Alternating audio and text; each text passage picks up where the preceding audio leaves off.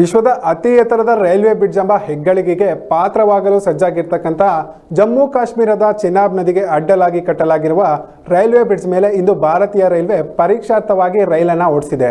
ರೈಲ್ವೆಯ ಈ ಯಶಸ್ವಿ trial run ಅನ್ನು ವಿಡಿಯೋ ಈಗ ಸಾಮಾಜಿಕ ಜಾಲತಾಣದಲ್ಲಿ ವೈರಲ್ ಆಗಿದ್ದು ಮನಮೋಹಕವಾಗಿದೆ. ಹೊಸದಾಗಿ ನಿರ್ಮಾಣವಾಗಿರುವ ಈ ರೈಲ್ವೆ ಬ್ರಿಡ್ಜ್ ಅನ್ನು ಜಮ್ಮು ಕಾಶ್ಮೀರದ ರಾಂಬನ್ ಜಿಲ್ಲೆಯ ಸಂಗಲ್ದನ್ ಮತ್ತು ರಿಯಾಸಿ ನಡುವೆ ನಿರ್ಮಿಸಲಾಗಿದೆ. ಈ ಮಾರ್ಗದಲ್ಲಿ ಶೀಘ್ರದಲ್ಲಿ ರೈಲು ಸಂಚಾರ ಆರಂಭವಾಗಲಿದೆ ಎಂದು ಅಧಿಕಾರಿಗಳು ಹೇಳಿಕೆಯನ್ನು ನೀಡಿದ್ದಾರೆ. ಇನ್ನು ಈ ವಿಡಿಯೋದಲ್ಲಿ ಟ್ರಯಲ್ ರನ್ ಭಾಗವಾಗಿ ರೈಲೊಂದು ಚೆನಾಬ್ ನದಿಯ ಮೇಲೆ ನಿರ್ಮಿತವಾದ ವಿಶ್ವದ ಅತಿ ಎತ್ತರದ ರೈಲ್ವೆ ಸೇತುವೆಯ ಮೇಲೆ ಸಾಗೋದನ್ನು ಕಾಣಬಹುದಾಗಿದೆ. ಇದರ ಹಿಂಭಾಗದಲ್ಲಿ ಜಮ್ಮು ಮತ್ತು ಕಾಶ್ಮೀರದ ಸುಂದರವಾದ ಪರ್ವತ ಪ್ರದೇಶಗಳು ನೋಡುಗರ ಕಣ್ಮನವನ್ನು ಸೆಳೆಯುತ್ತವೆ. ಇನ್ನು ಈ ವಿಡಿಯೋವನ್ನು ರೈಲ್ವೆ ಸಚಿವ ಅಶ್ವಿನ್ ವೈಷ್ಣವ್ ಅವರು ಕೂಡ ಸೋಷಿಯಲ್ ಮೀಡಿಯಾದಲ್ಲಿ ಹಂಚಿಕೊಂಡಿದ್ದಾರೆ. ಸಂಗಲ್ದನ್ ಹಾಗೂ ರಿಯಾಸಿ ನಡುವೆ ಜಮ್ಮು ಕಾಶ್ಮೀರದ USBRL ಪ್ರಾಜೆಕ್ಟ್ ರೈಲಿನ ಯಶಸ್ವಿ ಟ್ರಯಲ್ ರನ್ ಎಂದು ಬರೆದುಕೊಂಡಿದ್ದಾರೆ ಕೂಡ.